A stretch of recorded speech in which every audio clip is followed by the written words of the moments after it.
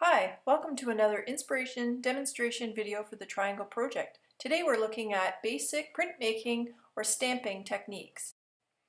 You'll just need some basic materials you can hopefully find around the house and some of your triangles, papers you've made, and some paint or ink.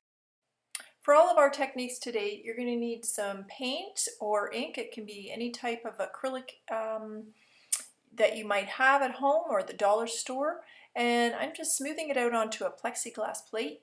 You could just use any sort of smooth surface that you can wash or discard.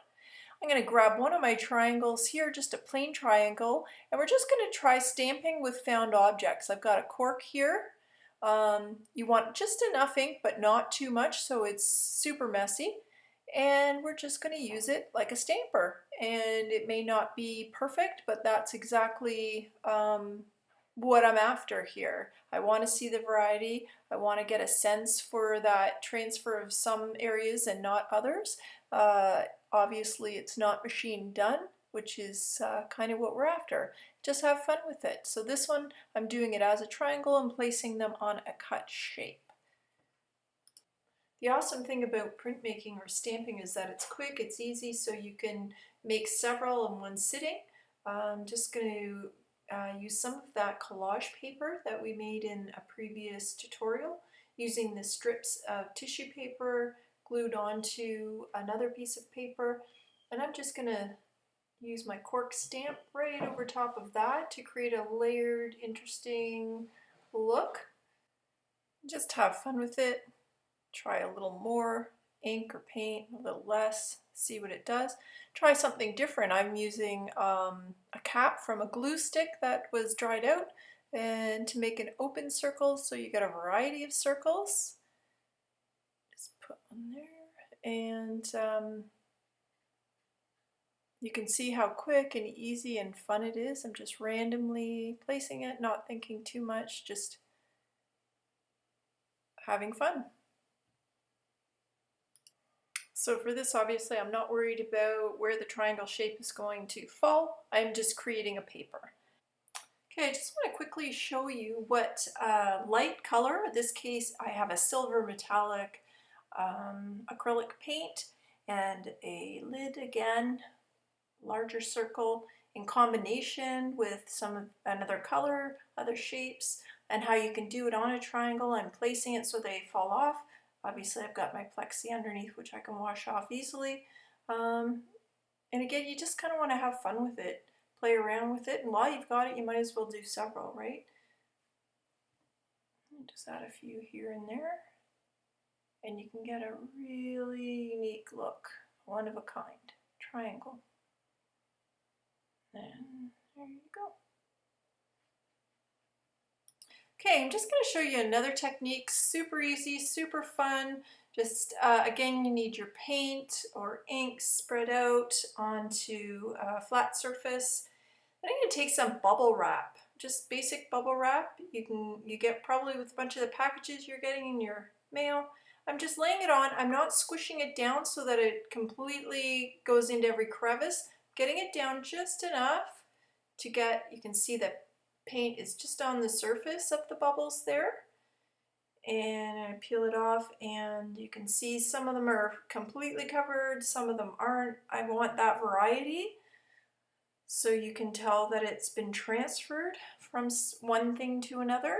And I'm going to use that paper again that I created in our collage session, and I'm just going to lightly press it so that I'm transferring that paint, but I am not squishing it out,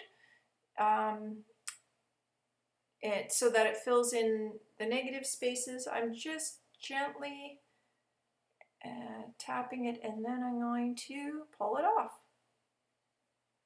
You see, you get some really neat things happening. You've got the lines underneath and the circles on top.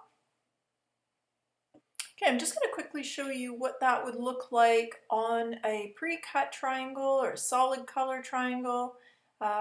Same thing, I'm just pressing it down to get the paint onto the surface, but I'm not smearing it, not moving it around, just enough, and lifting it off. and laying it on top. Obviously I've got a piece of paper underneath, and I'm just going to go ahead, press it down. I'm not putting my weight onto it. I'm just getting a nice even flat press on it, and then I'm going to go ahead and lift it. Oh, you can see it, and behind all the circles there we have our triangle. You might want to wait till it dries for a few seconds, and there you go. This may be step 2 of 3, or this may be your complete triangle, up to you. Okay, if you're loving this and you want to continue on, I have a few other things to show you. Here I'm using a styrofoam tray, meat tray. You can get some of your meats in at the grocery store. I'm going beyond the triangle, so it's a little bigger. Cutting that out from the styrofoam, and I am going to dig into it a little with a pencil so that I'm pushing back some parts of the styrofoam. I'm etching into it, and I'm going to be doing that all over the plate here that I'm creating, so that I get sort of a line work pattern. So what's going to happen is that when I lay it onto my paint, just as I've been doing with the other things, you're going to get the paint, and I'm going to use a blue paint here. You're going to get the paint sitting on the surface, and wherever I've etched down, there will be no paint. So you're going to see that the paint's only going to go into or sit on the surface. I'm going to try it on a few different triangles, one again with that tissue paper that I've cut out, and I'm going to lay it down on top of the paint. I am not moving it from side to side trying to get the paint into those crevices that I have etched in. I just want it to sit nice and cleanly on the surface. So I am patting it down, but I am not moving it around, just enough, a little bit of pressure to make sure that the surface is covered. I'm going to start with just a plain triangle that I've cut out. And don't forget, we cut this a little bigger than our triangle, so it should go just beyond. And I've put a piece of newsprint underneath to get the extra. It doesn't go on my table. Just going to peel it off, and there you can see. So it's sitting on the areas that I didn't touch. And we're going to flip it over. And because it's bigger, I just have to make sure it's kind of covered. I don't have to worry about exactly placing it. And I'm just going to press gently with a little bit of pressure, but not my weight, and press it all around, and then I'm going to peel up. It's stuck, and there you go, your own printing block. And again, you can use this on a variety of papers, ones that you've created previously, newsprint. Try a whole bunch of things while you've got it going and overlapping, and there you go. Okay, one final method is to create kind of your own stamp or relief block, and that is using a piece of cardboard that I've cut out again a little larger than the actual triangle, so it's going to go beyond the edges. I don't have to perfectly fit it. I'm going to apply some glue, just some white glue, school glue, with another piece of cardboard, just to get a flat edge to apply it. You can see it has gone over. I've got a protective paper underneath, but you want quite a bit of glue. Normally I'm very sparse with glue, but here I want enough there so that when I take my rope, or you can use yarn, it just needs to be substantial enough to sit up high enough off that piece of cardboard, so when you place it into your paint, it doesn't just become one big flat piece of paint. The paint doesn't go down into the crevices. And I'm just going to randomly apply this rope cord. Again, it could be anything. It could be shapes that you're applying here that you've cut out of something else. You just want to make sure they're thick enough to sit up nice and high from that cardboard base. and I'm just going to place it in here. I'm just going to go up and down. And again, don't forget, this triangle is a little bit bigger than the actual shaped triangle for our project. So I'm probably not going to see some of these curvy lines at the top. I may, I'm not sure exactly. But I'm not worried about that. I just want an interesting textural design so that I can play around with it. And you just keep going like that until you get the triangle covered the way you want. Okay, you're going to let that dry fully.